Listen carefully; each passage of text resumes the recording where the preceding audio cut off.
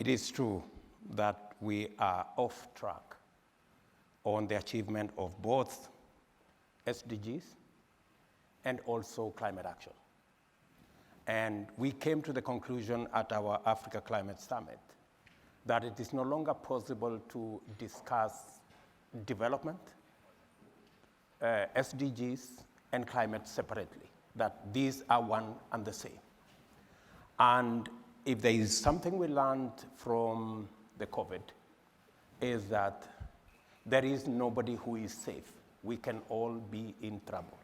We've had too much focus on the problem rather than on what possibilities there exist for us to craft innovative, creative ways of getting to the solution.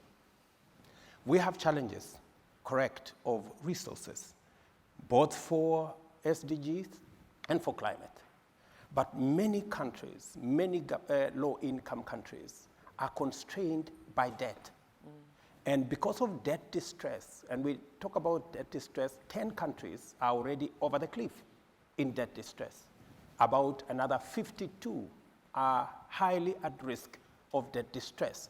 We are making the proposal that if we have at all to have the chance to be on track on both climate and SDGs, we need to support these countries, extend their tenure of sovereign debt, and give them a grace period. That's how they are going to have the possible chance to leverage resources for them to provide resources for development, for SDGs, and for climate action. Secondly, we need to rethink the whole architecture around financing.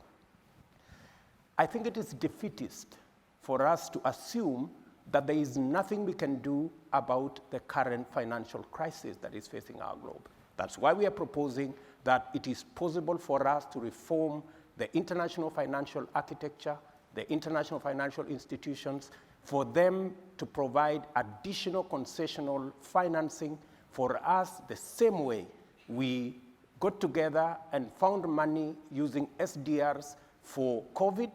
We can also find money using SDRs for climate so that we can deal with the possibilities of making sure that resources are found. And finally, innovative. There is a lot of innovation around technology. The current financial system was figured out in 1945. Are we saying in the 21st century we cannot figure out a financial architecture that is sensitive to the current situation where we have vagaries of climate, where we have challenges of development, and where many countries are actually in huge debt? I say differently, we can figure out a different financial architecture that serves the purposes of our moment. And it is the reason why, working with Bill Gates Foundation in Kenya, we are reconfiguring how do we deliver health. In fact, we're changing from curative to promotive and preventive. And on Monday next week, we will be launching our community health promoters, where in every community, every 100 households will have a community health promoter equipped so that we can promote health from the bottom going up. Well, let me build on that for a moment. Just hold that thought, because that's...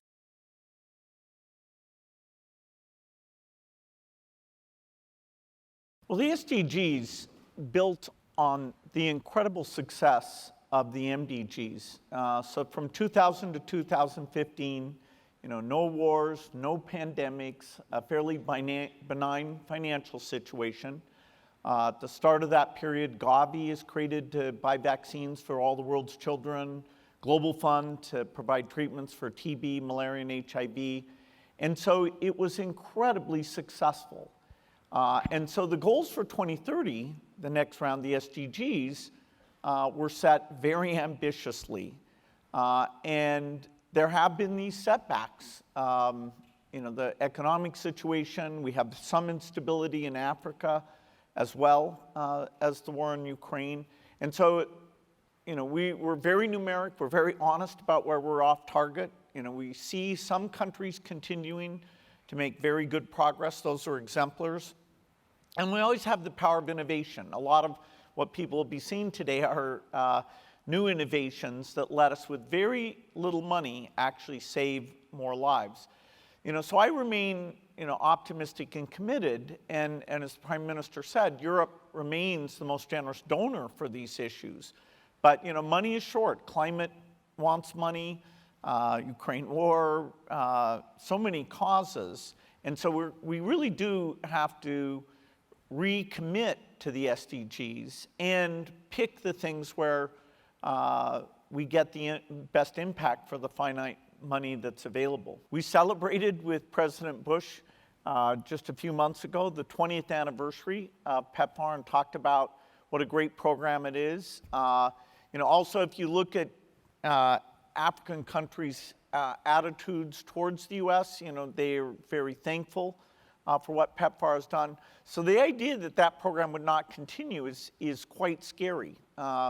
We don't have a cure for HIV, so the people whose lives have been saved, if they aren't getting their medicines on an ongoing basis, then they'll have active AIDS and they won't survive. So it's a shame that at least temporarily this is caught up in sort of a does the U.S. reach out to the world and help the world and some of those controversies. I think we'll overcome that because the U.S. has a lot to be proud on this one.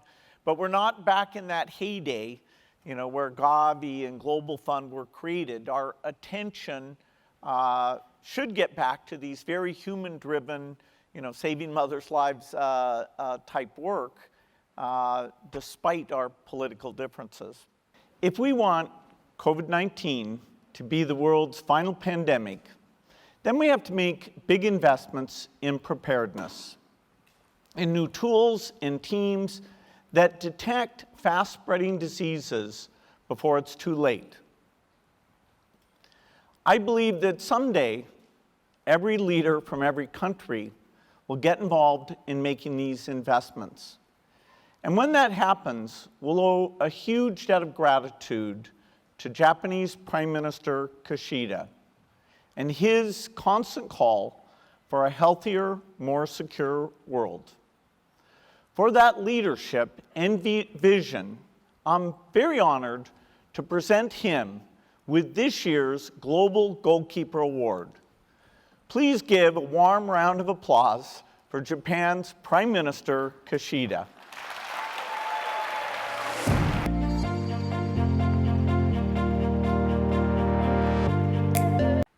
President Ruto'S exactly right. We have to do more on this restructuring the debt so that countries can rebuild their health systems while they deal with climate shocks.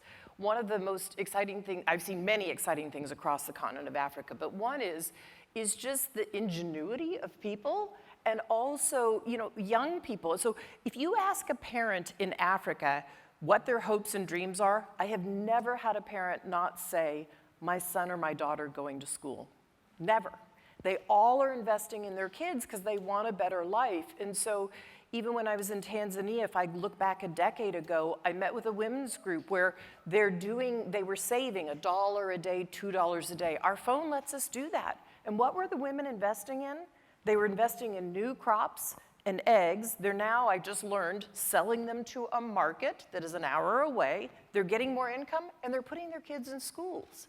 So when we get, as he says, the global architecture right and we refinance these countries, they're going to thrive and grow. And guess what? That's good for the global economy. And Bill, the reason we're highlighting maternal health this year at Goalkeepers is it's one of the things that is easily preventable, and yet it's a tragedy to have 800 moms die in childbirth every single day. By the time we're done with this panel, 10 more moms will have died. So the investments that President Ruto, for instance, is making in the Kenyan healthcare system to make sure that the right things happen for moms and babies, that's what's going to keep us on track on these sustainable development goals. The world made huge progress on these goals before COVID, but COVID ravaged the health systems. And so we have to keep investing in moms because they're center of the family, and in their health because their health leads to the well-being of the family. Bill Gates.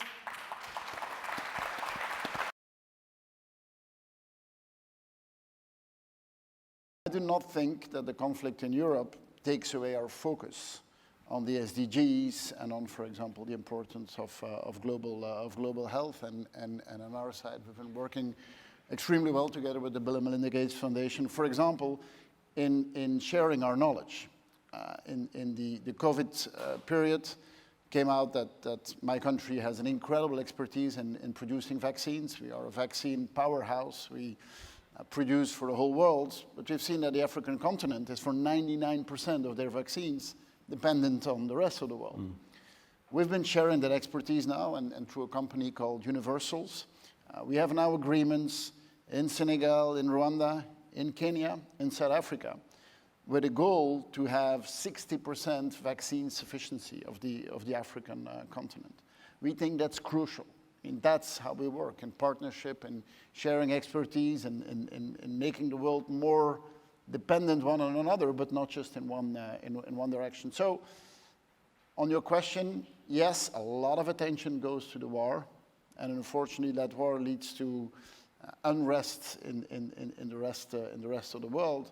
But it has not taken away our focus on working together with our partners and, for example, with our Kenyan friends.